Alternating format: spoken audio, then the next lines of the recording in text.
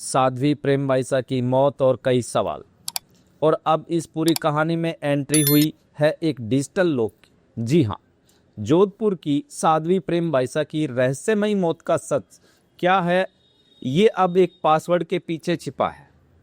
Police पूछ रही है पासवर्ड, लेकिन पिता ने कर लिया अपने होठों को सील। आखिर उन 3 मोबाइलों में ऐसा क्या है जिसे दुनिया से छिपाया जा रहा है, और वो कौन सा राज है जो उस एक कटोरी दाल के साथ कमरे में दाखिल हुआ था। दोस्तों, आज हम डिकोड करेंगे साध्वी की मौत का सबसे लेटेस्ट और सबसे चौंकाने वाला अपडेट। क्या मोबाइल खोलेगा मौत का राज, या फिर दाल में घुला था कोई गहरा षड्यंत्र? चलिए तफ्तीश शुरू करते हैं। जोधपुर पुलिस की एसआईटी अब आश्रम की दीवारों से निकलकर डिजिटल दुनिया में सुराग तलाश रही है। जांच टीम ने साध्वी प्रेमबाईसा के 2 आईफोन और एक सैमसंग मोबाइल को जब्त कर लिया है, लेकिन कहानी में पेच तब फंसा जब पुलिस ने इन फोनों को अनलॉक करने की कोशिश की। दोस्तों, सोचिए जरा, एक बेटी दुनिया से चली गई, पुलिस जांच कर रही है। एसीपी कार्यालय में डीसीपी, एडीसीपी और एसआईटी प्रमुख छवि शर्मा मौजूद थी। सामने बैठे थे साध्वी के पिता विरमनाथ। पूछताछ चली 1 घंटे नहीं, 2 नहीं, बल्कि पूरे 3 घंटे तक। लेकिन सूत्रों के मुताबिक जब पुलिस ने साध्वी के मोबाइल का पासवर्ड मांगा तो पिता विरमनाथ ने साफ इनकार कर दिया। उन्होंने बार बार यही कहा कि उन्हें पासवर्ड नहीं पता। अब सवाल ये उठता है कि क्या वाकई पिता को पासवर्ड नहीं पता, या फिर उन मोबाइलों में कोई ऐसी चैट है, कोई ऐसी रिकॉर्डिंग है, या कोई ऐसा राज दफन है जो इस केस की दिशा बदल सकता है। पुलिस अब साइबर एक्सपर्ट की मदद ले रही है, क्योंकि उन्हें शक है कि मौत की असली वजह इन्हीं फ़ोनों की मेमोरी में कैद है। मोबाइल का लॉक तो एक पहलू है, लेकिन इस केस में एक और लॉक है जो अभी तक नहीं खुला है, और वो है उस काली रात की दाल का रहस्य। पुलिस ने जब सेवादार सुरेश से पूछताछ की तो एक बेहद चौंकाने वाली बात सामने आई। 28 जनवरी की वो तारीख, साध्वी को जुकाम था, गला खराब था। उन्होंने सुरेश से दाल बनाने को कहा। लेकिन दोस्तों, यहाँ गौर करने वाली बात यह है कि आमतौर पर खाना लेकर सेवादार सुरेश ही कमरे में जाता था। ये उसका रोज का काम था। लेकिन उस दिन नियम टूटा। 28 जनवरी को सुरेश ने दाल बनाई, लेकिन कमरे तक लेकर गए साध्वी के पिता विरमनाथ। आखिर उस दिन ऐसा क्या खास था?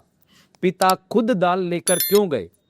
और सबसे खौफनाक बात, दाल खाने के कुछ ही देर बाद साध्वी को सांस लेने में दिक्कत होने लगी। वो चिल्लाने लगी, मुझे सांस नहीं आ रही है। ये महज संयोग है या प्रयोग? पुलिस इस कड़ी को जोड़ने में लगी। आखिर पिता का रूटीन तोड़ना और उसके तुरंत बाद साध्वी की तबीयत बिगड़ना, ये जांच अधिकारियों के कान खड़े करने के लिए काफ़ी है। क्या दाल में कुछ मिलाया गया था, या फिर दाल सिर्फ एक बहाना थी?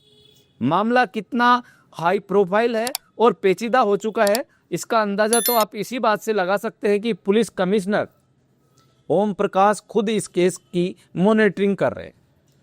साक्ष्यों की तलाश में पुलिस की एसआईटी और एफएसएल टीम ने आश्रम का दोबारा से कोना कोना छान मारा।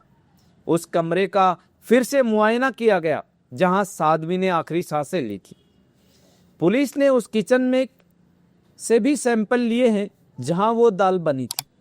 मसालों के डिब्बे, बर्तन, पानी, हर चीज़ अब जांच के दायरे में है। पुलिस ये सुनिश्चित करना चाहती है कि कोई भी सुराग, चाहे वो बाल के बराबर ही क्यों ना हो, छूट न जाए। पुलिस की थ्योरी अब मुख्य रूप से 2 ही रास्तों पर जा रही है। पहला, क्या कंपाउंडर के इंजेक्शन से रिएक्शन हुआ? दूसरा, क्या खाने यानी कि दाल में कोई जहरीला पदार्थ था? विसरा को हिस्टो पैथोलॉजिकल जांच के लिए भेज दिया गया। लेकिन इन सब के बीच पिता का मोबाइल पासवर्ड न देना शक की सुई को हादसे से हटाकर साजिश की तरफ मोड़ रहा है। दोस्तों, एक पिता जिसने अपनी बेटी खो दी है एक आश्रम जहां आस्था का वास है, लेकिन आज वहां पुलिस के पहरे और सवालों का घेरा है। 3 मोबाइल, एक कटोरी दाल और 3 घंटे की पूछताछ। क्या पुलिस उन मोबाइलों को अनलॉक कर पाएगी? क्या उस रात की सच्चाई सामने आ पाएगी? या फिर साध्वी प्रेम बाईसा की मौत भी एक अनसुलझी पहेली बनकर रह जाएगी? हमें कमेंट करके अपनी राय जरूर बताइए। आपको क्या लगता है, पिता का पासवर्ड न देना किसी डर की वजह से है या वाकई वो अनजान है? नीचे कमेंट बॉक्स में अपनी राय लिखें। इस केस के हर छोटे बड़े अपडेट के लिए रॉयल पत्रिका चैनल को सब्सक्राइब करें, बेल का आइकन दबाना ना भूलें। जय हिंद, जय भारत।